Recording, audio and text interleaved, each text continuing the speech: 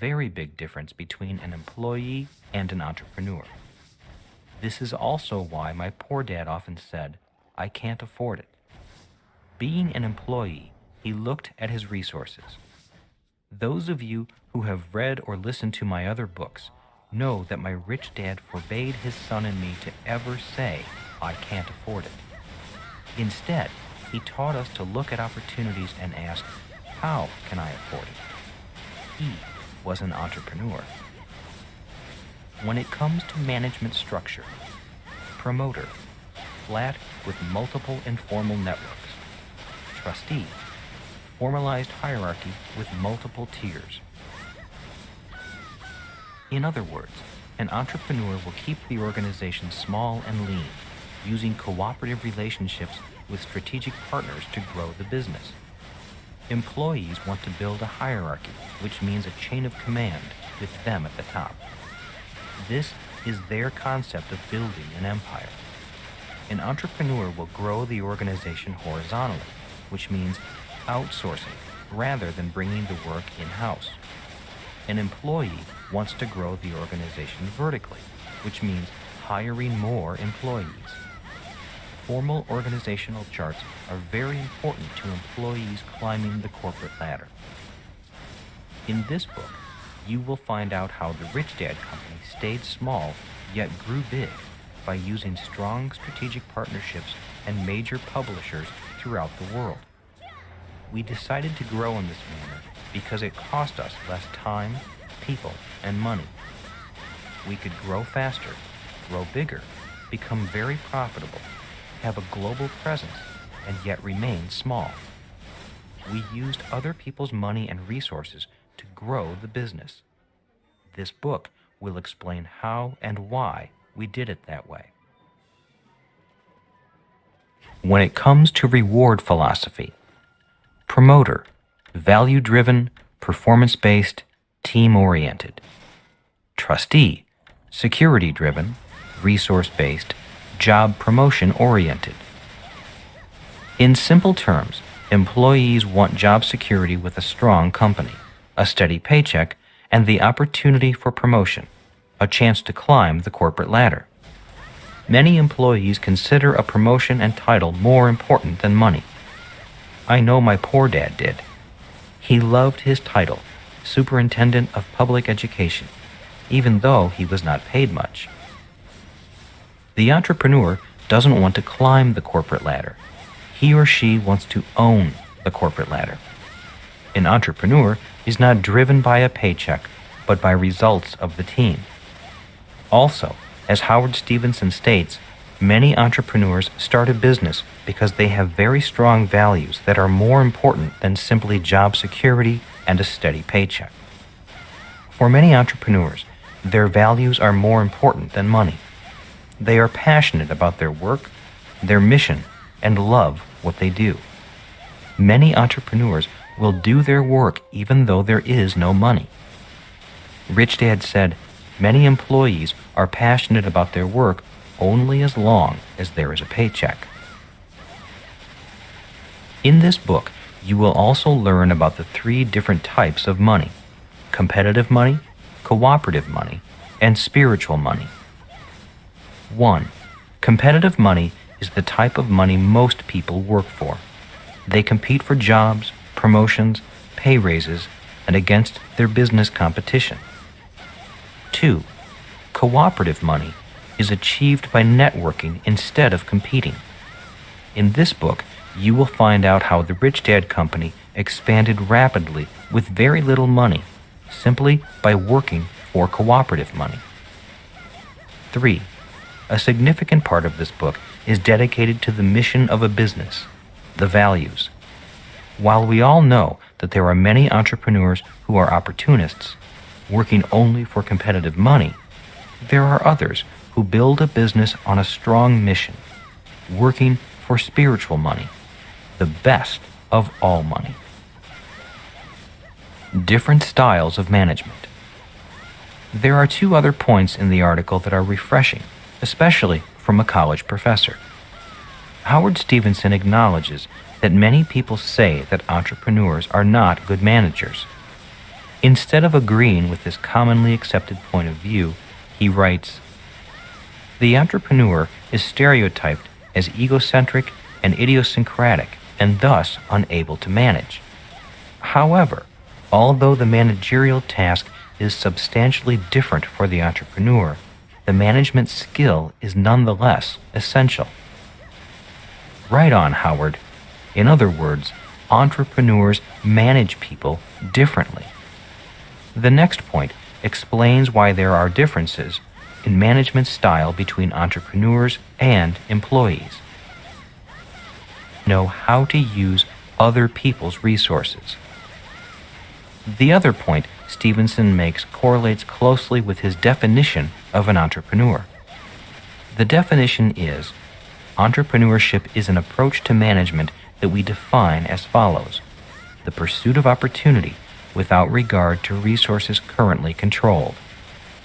He states, entrepreneurs learn to use other people's resources well. This is what causes the difference in management style. Employees want to hire people so they can manage them. It puts them in direct control over them.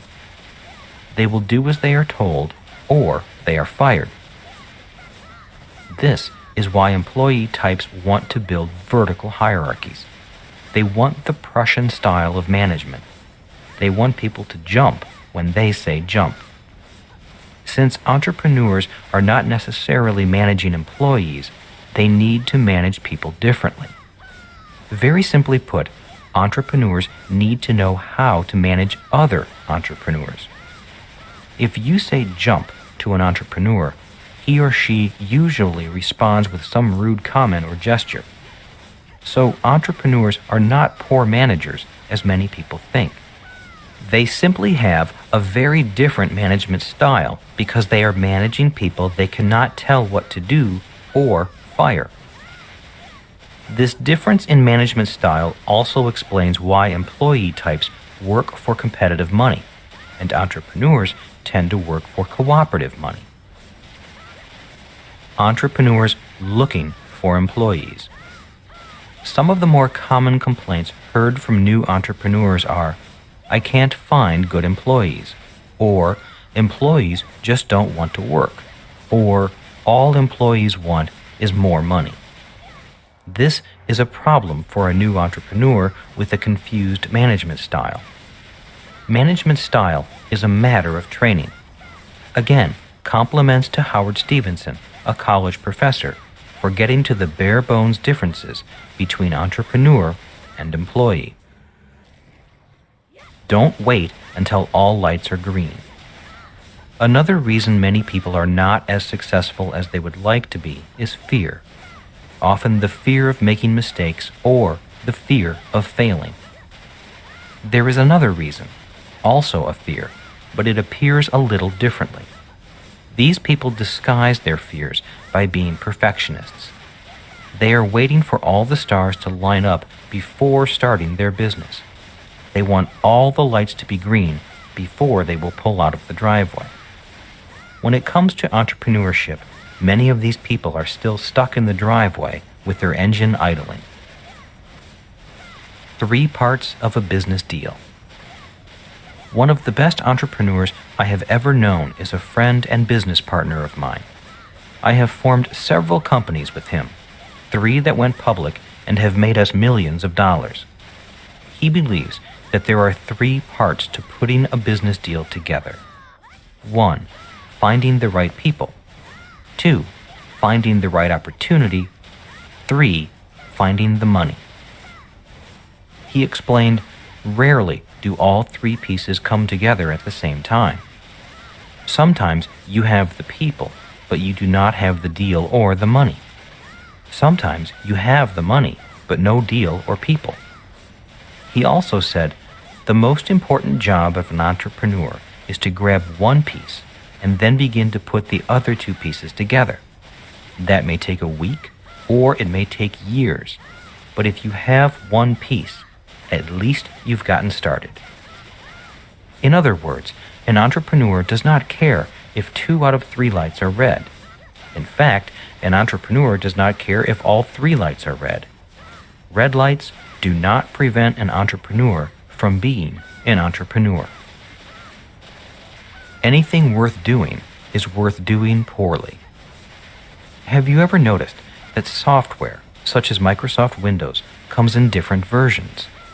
That means they have improved their product and now want you to buy the better version. In other words, the first product they sold you was not perfect. They may have sold it to you knowing that it had flaws and bugs and needed to be improved. Many people fail to get to market because they are constantly perfecting their product. Like the person who was waiting for all the lights to be green, some entrepreneurs never get to market because they are looking for or working on perfecting their product or writing the perfect business plan. My rich dad often said, "Anything worth doing is worth doing poorly." Henry Ford said, "Thank God for my customers. They buy my products before they are perfected." In other words, entrepreneurs start and continue to improve themselves, their businesses, and their products. Many people will not start unless everything is perfect. That is why many of them never start. Knowing when to introduce a product into the marketplace is as much an art as it is a science. You may not want to wait for a product to be perfect. It may never be perfect. It just has to be good enough. It merely has to work well enough to be accepted in the marketplace. However, if the product is so flawed that it doesn't work for its intended purpose, or otherwise does not meet marketplace expectations or causes problems, it can be very difficult to reestablish credibility and a reputation for quality.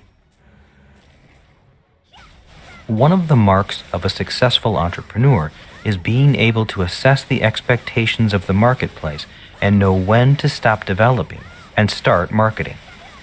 If the product is put on the market a little prematurely, then the entrepreneur can simply improve it and take steps to maintain goodwill in the marketplace. On the other hand, delay in introducing a product can mean opportunities irretrievably lost, a window of opportunity missed. For those of you who remember the early versions of Windows, you'll recall how frequently your computer crashed. There were some who said that Windows was so full of bugs that it should have come with a can of insecticide. If an automobile broke down as frequently as Windows did, it would not have been acceptable in the marketplace. In fact, the automobile would have been a lemon, and the manufacturer would have been forced to replace it. Windows, however, notwithstanding the bugs and the flaws, was phenomenally successful. Why was that? It filled a need in the marketplace and was not out of line with marketplace expectations. Microsoft recognized a window of opportunity and started marketing. If Microsoft had waited for Windows to be perfect, it still would not be in the marketplace. Street smarts versus school smarts. In martial arts, there is a saying that goes, "A cup that is full is useless. Only when a cup is empty is it useful." This is true for the entrepreneur. We have all heard people say, "Oh, I know all about that." Those are words coming from a person whose cup is full. Those are the words coming from a person who believes he or she knows all the answers. An entrepreneur cannot afford to know all the answers. Entrepreneurs know that they can never know all the answers. They know their success requires that their cup is always empty. To be successful as employees, people need to know the right answers. If they do not know the right answers, they may be fired or not promoted. Entrepreneurs do not need to know all the answers. All they need to know is who to call. That is what advisors are all about. Employees are often trained to be specialists. Simply said, a specialist is someone who knows a lot about a little. His or her cup must be full. Entrepreneurs need to be generalists. Simply said, a generalist is someone who knows a little about a lot. His or her cup is empty. People go to school to become specialists. people go to school to become an accountant, attorney, secretary, nurse, doctor, engineer, or computer programmer. These are people who know a lot about a little. The more specialized people are, the more money they make, or at least they hope they make. What makes an entrepreneur different is entrepreneurs must know a little about accounting, the law, engineering systems, business systems, insurance, product design, finance, investing, people, sales, marketing, public speaking, raising capital, and dealing with different people trained in different specialties. True entrepreneurs know there is so much to know and so much they do not know that they cannot afford the luxury of specialization. That is why their cup must always be empty. They must always be learning. No graduation day. This means the entrepreneur must be a very proactive learner. Once I crossed the line from employee to entrepreneur, my real education began. I was soon reading every book on business I could get my hands on, reading financial newspapers, and attending seminars. I knew I did not know all the answers.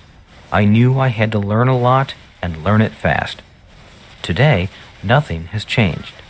I know that my education as an entrepreneur will never have a graduation day. I will always be learning. In other words, when I am not working, I am reading or studying, and then applying what I learn to the business. Over the years, this constant study and then application to the business has been one of my most important habits for success. As I said, I was not a natural entrepreneur as some of my friends were, but as in the race between the turtle and the hare, I slowly but surely caught up with and passed some of my friends whose cups became full when they achieved success. A true entrepreneur has no graduation day. Over-specialized. In Rich Dad's Cash Flow Quadrant, the second book in the Rich Dad series, the E stands for employee. The S stands for self-employed, small business, or specialist. The B stands for big business owner. The I stands for investor. One of the reasons so many entrepreneurs are in the S quadrant rather than the B quadrant is that they are overly specialized. For example, medical doctors in private practice are technically entrepreneurs, but may find it hard to migrate from the S quadrant to the B quadrant because their training is too specialized. Their cup is full. For a person to move from S to B, he or she will need more generalized training and must always have an empty cup. Here's a side note on the cash flow quadrant. One of the reasons why Rich Dad recommended I become an entrepreneur in the B and I quadrants is that the tax laws are most favorable in those quadrants. The tax laws are not as favorable for employees or self-employed people, the E and S quadrants.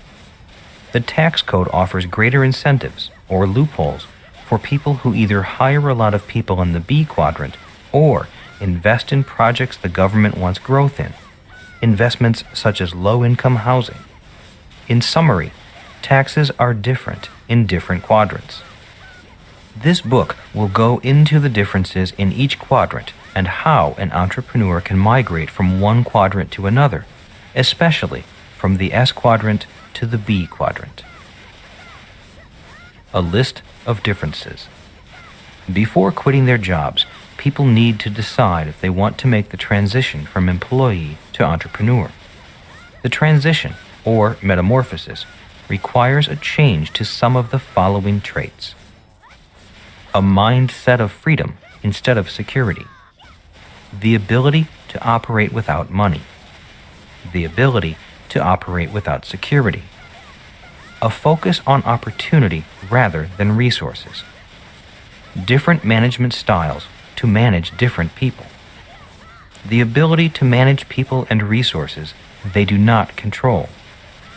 A focus on team and value rather than pay or promotion. An active learner. No graduation day. generalized education rather than specialized.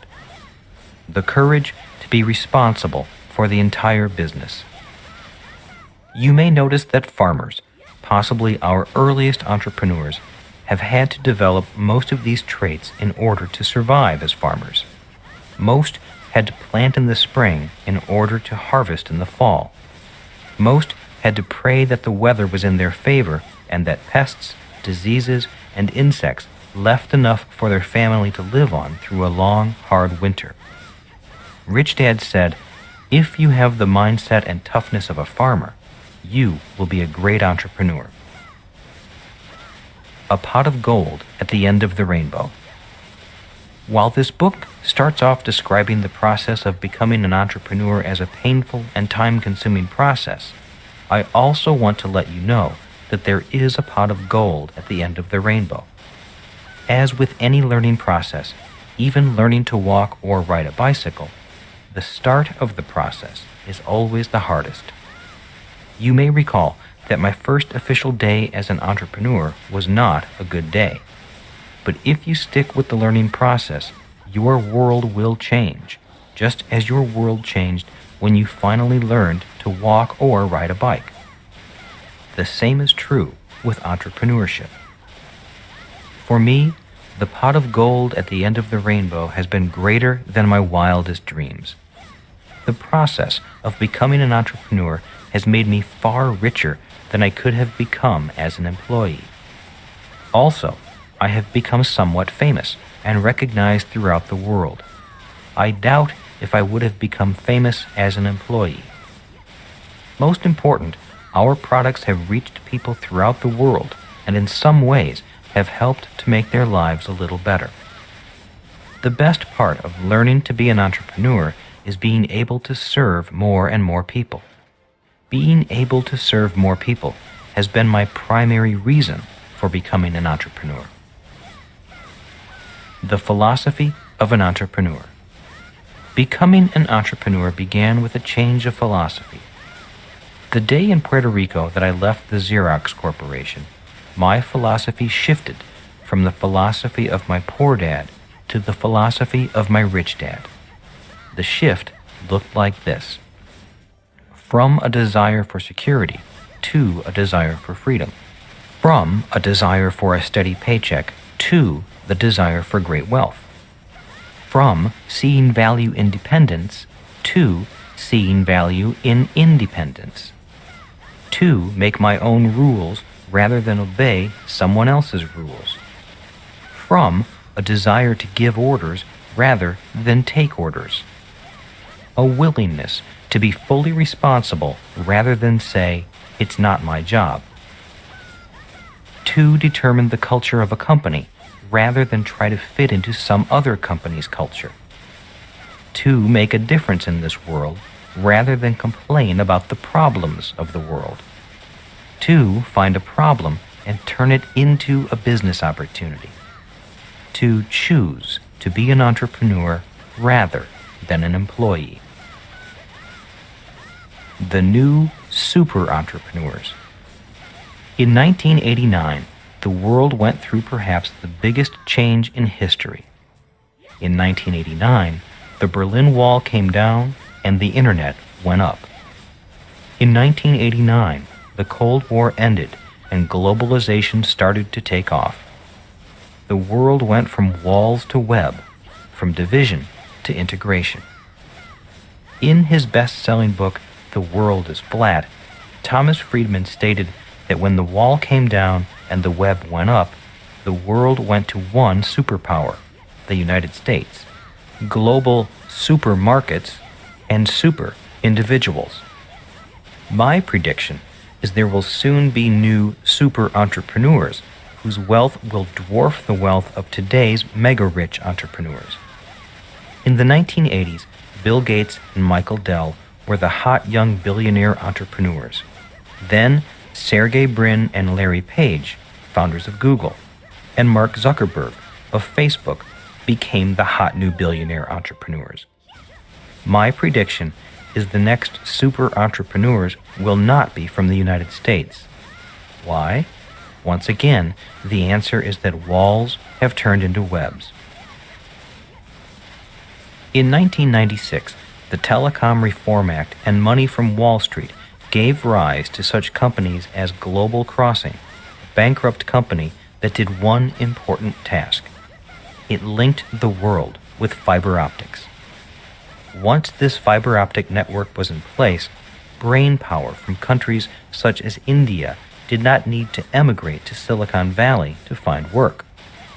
The brain power of India could now work from home for much lower wages.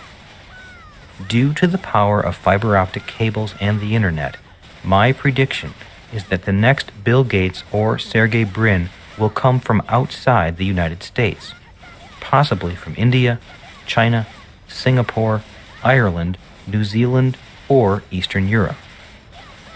Brainpower, innovation, technology, and access to the world's supermarkets will create the next teenage multi-billionaire or trillionaire entrepreneur. Today, many Americans are panicked at the idea that our high-paying jobs are being outsourced, shipped not only to India, but all over the world. Today, even tasks performed by accountants, lawyers, stockbrokers, and travel agents can be performed somewhere else in the world for a lower price. No more high-paying jobs. So what does this do to the industrial age advice, go to school so you can find a good secure job with high pay, or work hard and climb the corporate ladder?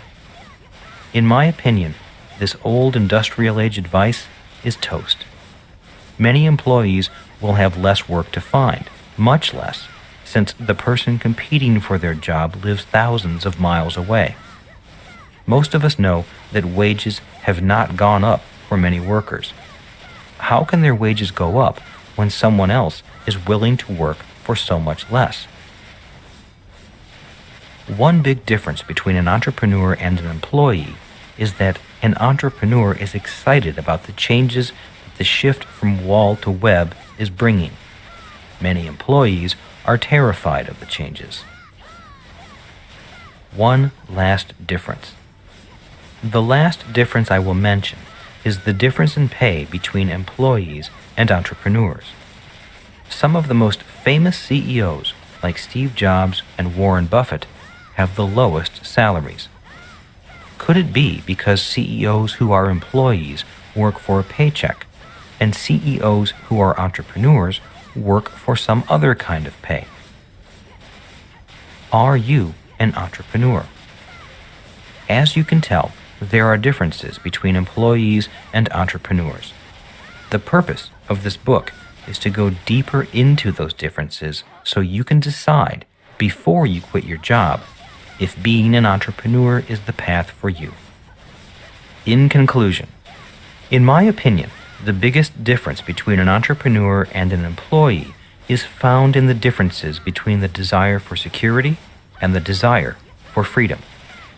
My rich dad said, if you become a successful entrepreneur, you will come to know a freedom very few people will ever know. It is not simply a matter of having a lot of money or free time. It is freedom from the fear of fear itself.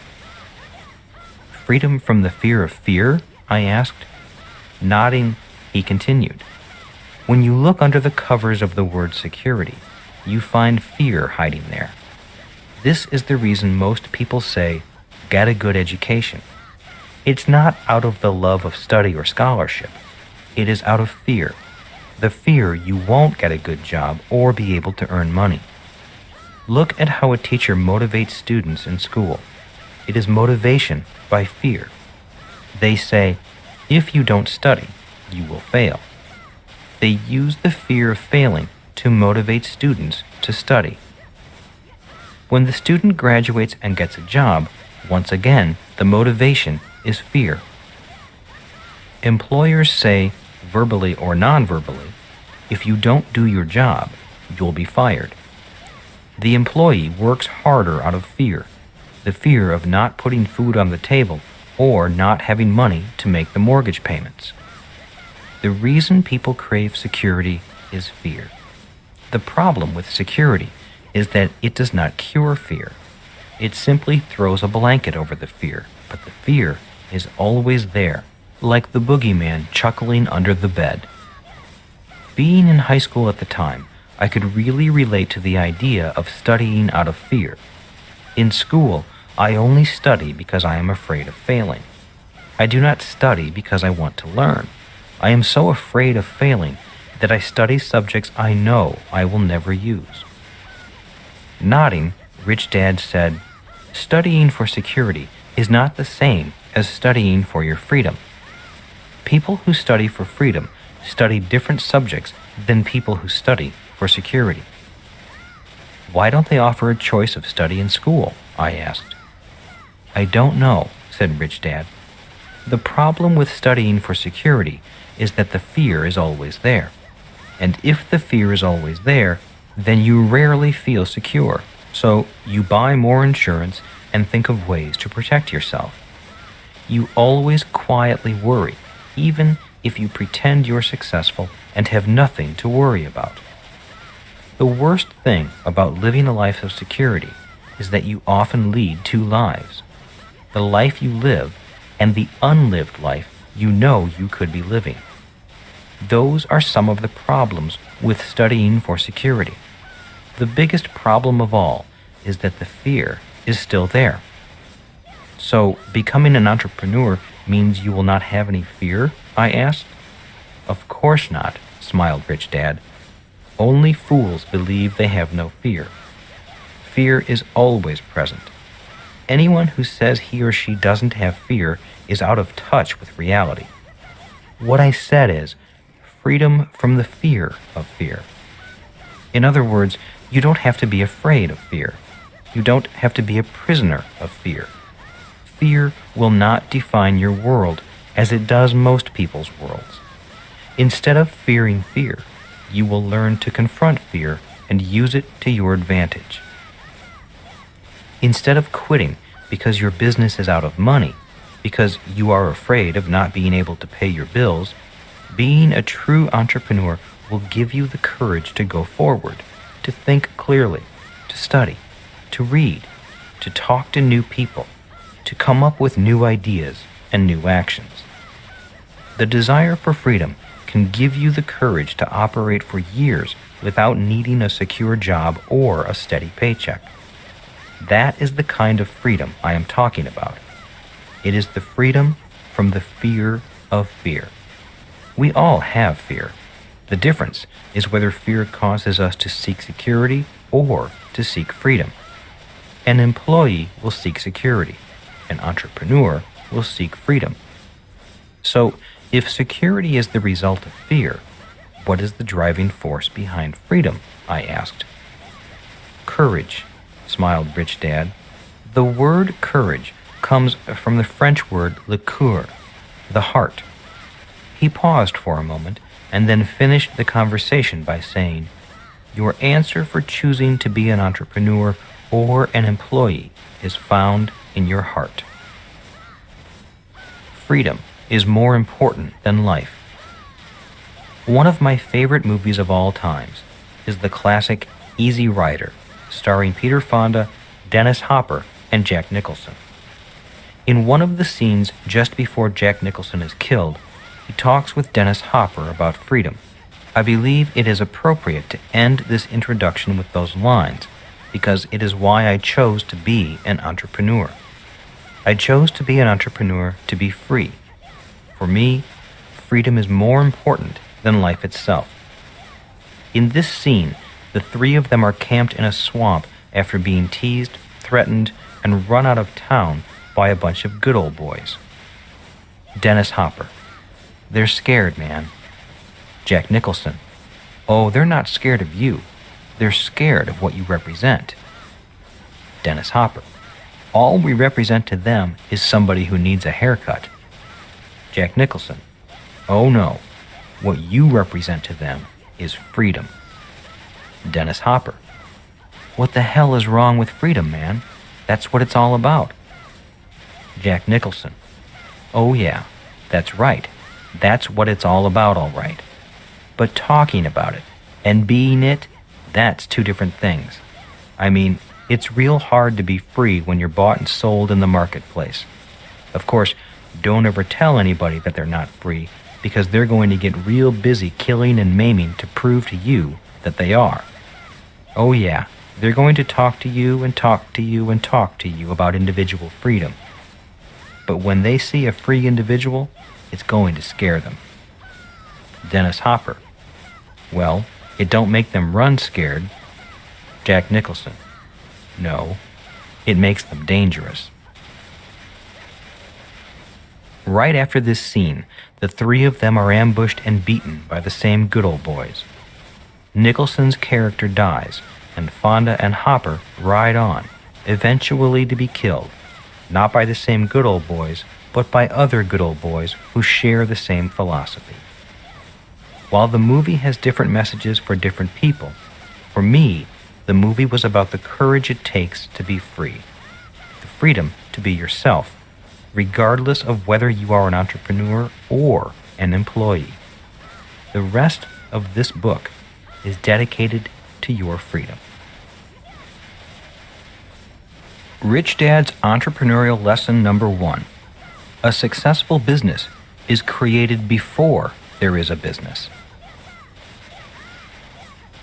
Chapter 1. What is the difference between an employee and an entrepreneur? Starting with the right mindset. When I was growing up, my poor dad often said, "Go to school and get good grades so you can find a good job with good benefits." He was encouraging me to become an employee. My rich dad often said, "Learn to build your own business and hire good people." He was encouraging me to become an entrepreneur. One day, I asked my rich dad what the difference was between an employee and an entrepreneur. His reply was, "Employees look for a job after the business is built. An entrepreneur's work begins before there is a business." 99% failure rate. Statistics show that 90% of all new businesses fail within the first 5 years. Statistics also show that 90% of the 10% that survive the first 5 years fail before their 10th anniversary. In other words, approximately 99% of all startup businesses fail within 10 years. Why? While the reasons are many, the following are some of the more critical ones. Our schools train students to be employees who look for jobs rather than train entrepreneurs who create jobs and businesses. The skills to be a good employee are not the same skills required to be a good entrepreneur. Many entrepreneurs fail to build a business. Instead, they work hard building a job that they own. They become self-employed rather than business owners. Many entrepreneurs work longer hours and are paid less per hour than their employees. Hence, many quit out of exhaustion. Many new entrepreneurs start without enough real-life experience and without enough capital. Many entrepreneurs have a great product or service, but don't have the business skills to build a successful business around that product or service. Building the parachute. My rich dad said, starting a business is like jumping out of an airplane without a parachute. In midair, the entrepreneur begins building a parachute and hopes it opens before hitting the ground. He also said, if the entrepreneur hits the ground before the parachute is built, it is very tough to climb back into the plane and try again. For those of you familiar with the Rich Dad books, you know that I have jumped out of the plane many times and failed to build the parachute. The good news is that I hit the ground and bounced. This book will share with you some of my jumps, falls, and bounces. Many of my failures and successes were small ones, so the bounce was not that painful. That is, until I started my nylon and Velcro wallet business. I will go into further detail throughout the book because I made many mistakes and learned from them along the way. The success of that business was sky high, and so was the fall. It took me over a year to recover from that powerful bounce. The good news is that it was the best business experience of my life.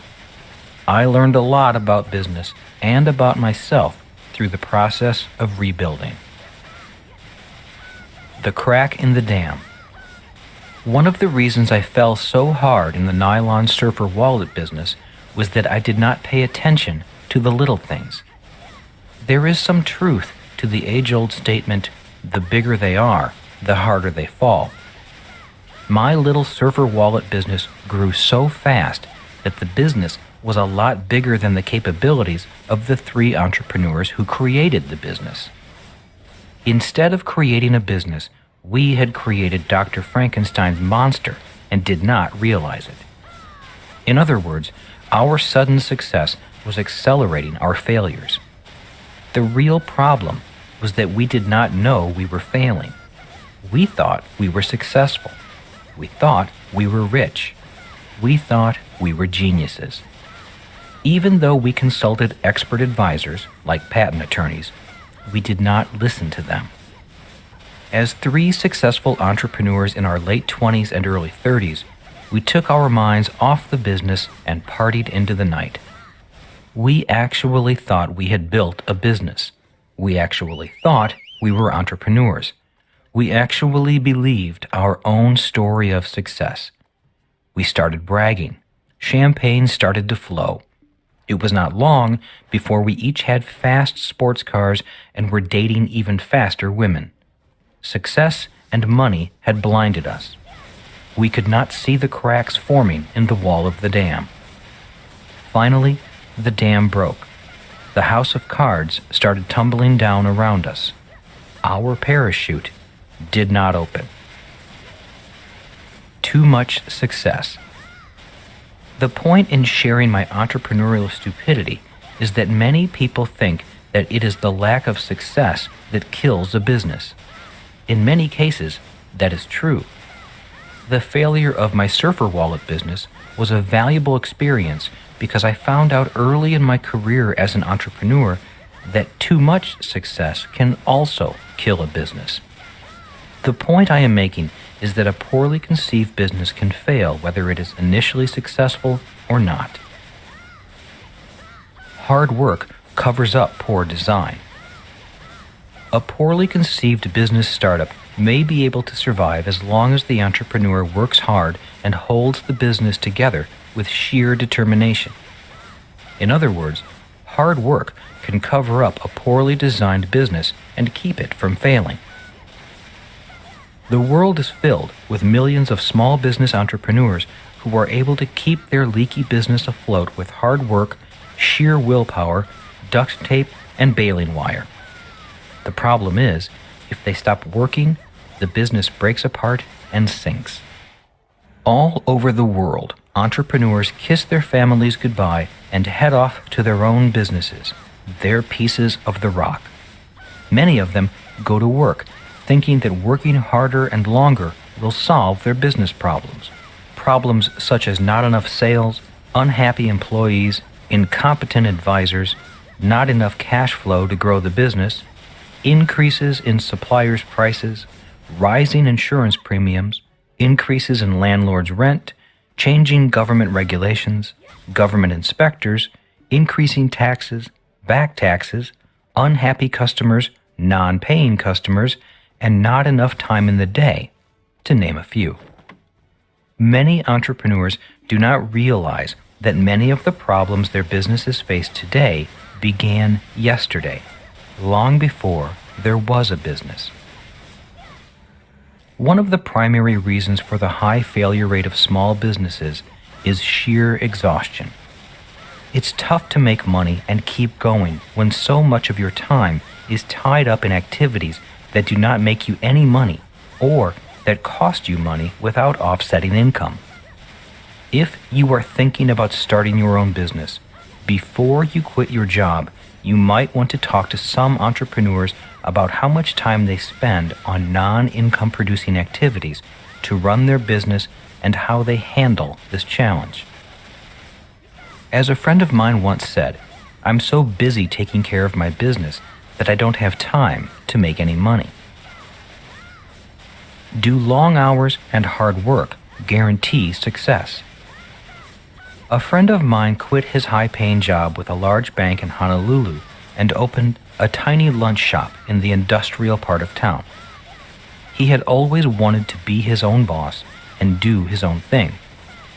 As a loan officer for the bank, he saw that the richest customers of the bank were entrepreneurs, and he wanted a piece of the action. So he quit his job and went for his dream. Every morning, he and his mom would get up at 4 o'clock to begin preparing for the lunch crowd.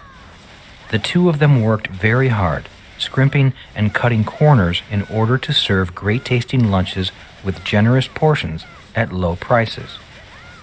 For years, I would stop by, have lunch, and find out how they were doing. They seemed very happy, enjoying their customers and their work. Someday we'll expand, said my friend. Someday we'll hire people to do the hard work for us. The problem was that someday never came. His mom passed away, the business closed, and my friend took a job as manager of a fast food franchise restaurant. He returned to being an employee. The last time I saw him, he said, "The pay isn't great, but at least the hours are better." In his case, his parachute did not open. He hit the ground before he built a business. Now, I can hear some of you saying, "At least he went for it," or "It was just bad luck. If his mom had lived, they might have expanded and gone on to make a lot of money," or "How can you criticize such good, hard-working people?" And I agree with these sentiments. My intent is not to criticize them. Although not related to them, I loved the two of them dearly. I knew they were happy, yet it pained me to see them work so hard and not get ahead day after day. I only relate this story to make the same point. The business began to fail before there was a business. It was poorly conceived before he quit his job. Is being an entrepreneur for you? If this story about working long hours, or failing if unsuccessful and possibly failing if successful, or jumping out of a plane without a parachute and bouncing frightens you, then being an entrepreneur may not be for you. But if the stories intrigue you or challenge you, then continue listening. After finishing this book, at least you will have a better idea of what entrepreneurs need to know to succeed. You will also have a better understanding of how to create, design, and build a business that grows with or without you, and possibly makes you rich beyond your wildest dreams. After all, if you are going to jump out of a plane without a parachute, you might as well win big if you are going to win at all. The job of an entrepreneur. An entrepreneur's most important job begins before there is a business or employees. The job of an entrepreneur is to design a business that can grow, employ many people, add value to its customers, be a responsible corporate citizen, bring prosperity to all those who work on the business, be charitable, and eventually no longer need the entrepreneur. Before there is a business, a successful entrepreneur is designing this type of business in his or her mind's eye. According to my rich dad, this is the job of a true entrepreneur. Failure leads to success. After one of my demoralizing business failures, I went to Rich Dad and asked, "So, what did I do wrong? I thought I designed it well." "Obviously you didn't," Rich Dad said with a smirk. "How many times do I have to do this? I'm the biggest failure I know." Rich Dad said, "Losers quit when they fail. Winners fail until they succeed." Shuffling the papers at his desk for a moment, he then looked up at me and said, The world is filled with wannabe entrepreneurs. They sit behind desks, have important sounding titles like vice president, branch manager, or supervisor, and some even take home a decent paycheck. These wannabe entrepreneurs dream of someday starting their own business empire. Maybe someday some of them will. Yet I believe most will never make the leap. Most will have some excuse, some rationalization such as, when the kids are grown, or I'll go back to school first, or when I have enough money saved. But they never jump from the plane, I said, finishing his thoughts. Rich Dad nodded. What kind of entrepreneur do you want to be? Rich Dad went on to explain that the world is filled with different types of entrepreneurs. There are entrepreneurs who are big and small, rich and poor, honest and crooked, for-profit and not-for-profit, saint and sinner, small town and international, successful and failing.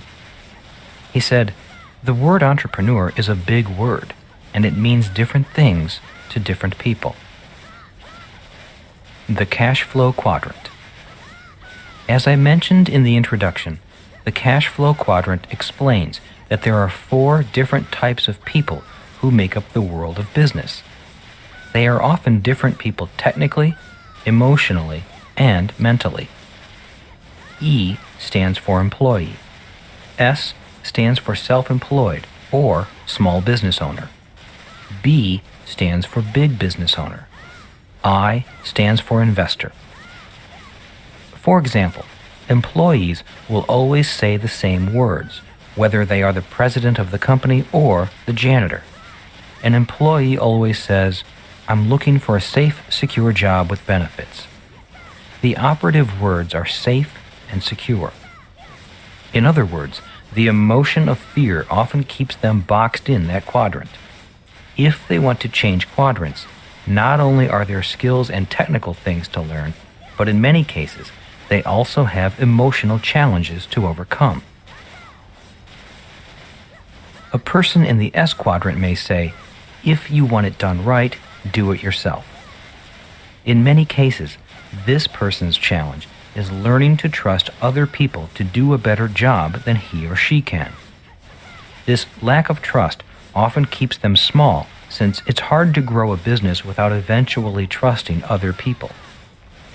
If S quadrant people do grow, they often grow as a partnership, which in many cases is a group of S's binding together to do the same job.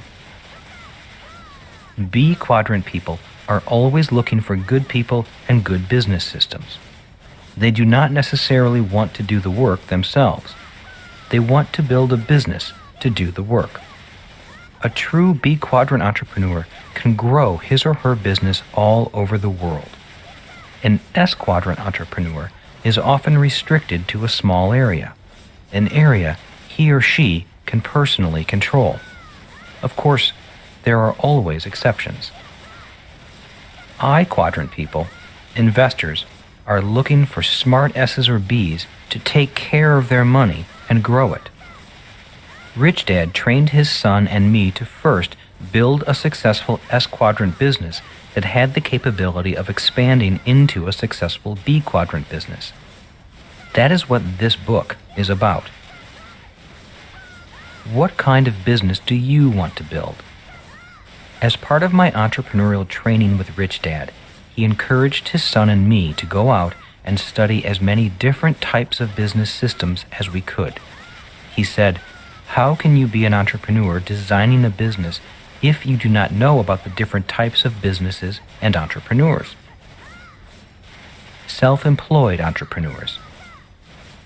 Rich Dad was adamant in explaining that many entrepreneurs are not business owners, but self-employed entrepreneurs who own a job, not a business. He said, you are probably self-employed if your name is the name of the business, if your income stops if you stop working, if clients come to see you, or your employees call you if there is a problem. You may also be self-employed if you are the smartest, most talented, or the best educated person in your business. He had nothing against self-employed entrepreneurs. He simply wanted us to know the difference between entrepreneurs who own businesses and those who own jobs. Consultants, musicians, actors, cleaning people, restaurant owners, small shop owners, and most small business people fall into the S quadrant and own jobs instead of businesses. The main point Rich Dad was making about the difference between a self-employed entrepreneur and a big business entrepreneur is that many self-employed businesses have a tough time growing into a big business. In other words, they have a real challenge going from the S quadrant to the B quadrant. Why? Again, the answer is that the business was poorly designed before there was a business. It was doomed before it even started. Rich Dad himself started out as a self-employed entrepreneur in the S quadrant. Yet, in his mind, he was designing a very large business, run by people much smarter and more capable. Before he started his business, he designed his S quadrant business to be able to grow into the B quadrant. Professionals and tradespeople. He also wanted us to know that many professional people, such as doctors, lawyers, accountants, architects, plumbers, and electricians, start a self-employed style of business based on a profession or a technical trade. Many of these professions and trades require government licenses to operate.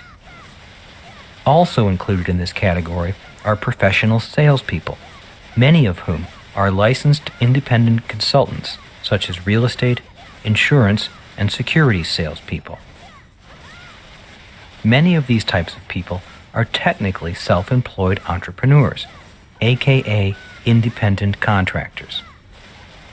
The problem with this type of business is that there is not really a business to sell because there really isn't a business outside of the individual owner. In many cases, there really isn't an asset. The business owner is the asset. If he or she does sell, he or she will not typically get the higher multiples a true B quadrant business can command. In addition, he or she may have to agree to stay on for the successful continuation of the business. In essence, they go from being the owner to the buyer's employee. In my Rich Dad's mind, it made no sense to work hard and not build an asset. This is why he advised his son and me against ever wanting to become employees. He said, "Why work hard and build nothing?" Later in this book, we will go into some ways this type of entrepreneur can create a business asset, an asset they can build and maybe sell someday. Mom and pop operations. A very large category of entrepreneurs is often referred to as mom and pop businesses. This type of business gets its name because many small businesses are family businesses. As an example, my mom's mother owned a little convenience store that the family took turns working in. The challenge for growth in a mom and pop operation is nepotism. Many people put their children in charge of the business even though their children may be incompetent because blood is thicker than water. Often, the children don't share the passion for the business that their parents had, or they don't have the entrepreneurial drive to lead the business. Franchises. A franchise, such as McDonald's, is in theory a turnkey operation. The entrepreneur sells a ready-made business to a person who does not want to go through the creative and development phase of starting a business. It's like being an instant entrepreneur. One advantage to some franchises is that banks are more inclined to lend money to someone who wants to buy a franchise than to a person who wants to start a business from scratch. The banks are more comfortable with the successful track record of similar franchises, and the banks value the mentoring programs that most franchises have to assist the new entrepreneur. One of the biggest problems with big-name franchises is that they are generally more expensive to get into and have little flexibility for a budding entrepreneur. Franchises are the type of businesses that typically face legal issues and often end up in court, These fights are some of the most vicious fights in the business world. Reportedly, one of the main reasons for fighting is that people who buy a franchise business do not want to run it the way the franchisor, the person who created the business, wants them to run it.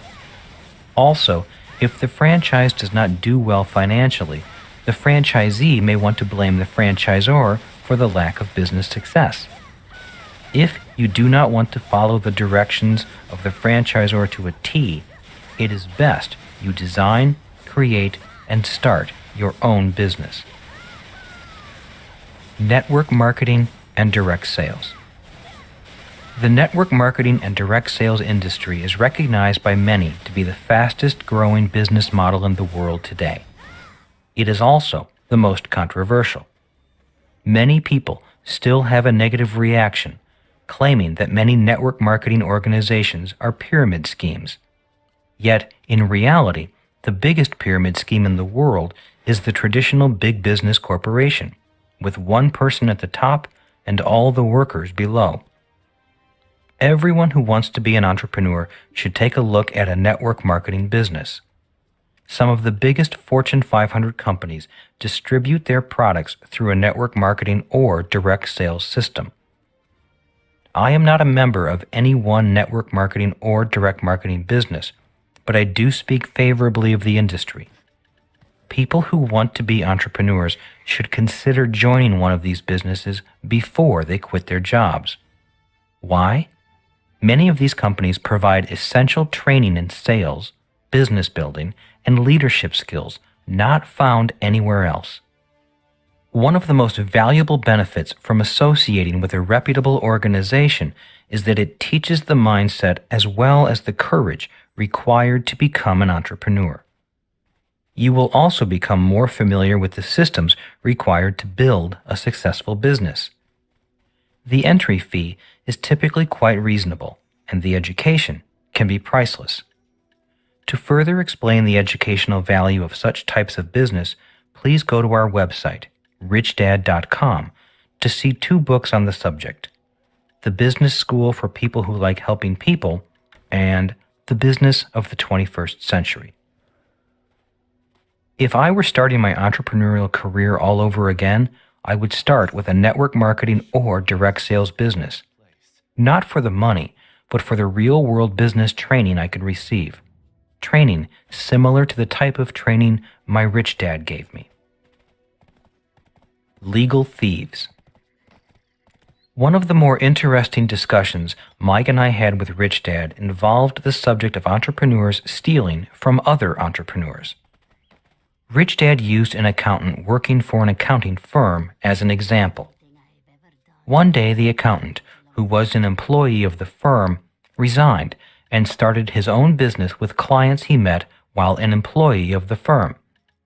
In other words, the accountant walked out the firm's door but took the business with him. Rich Dad said, "While this may not be illegal, it still is stealing." While this is one type of business design, it is definitely not the kind of entrepreneur he wanted his son and me to be. Creative entrepreneurs. The type of entrepreneur he wanted us to be was a creative entrepreneur, like Thomas Edison, Walt Disney, or Steve Jobs. Rich Dad said, "It is easy to be a small entrepreneur, like a mom-and-pop sandwich shop.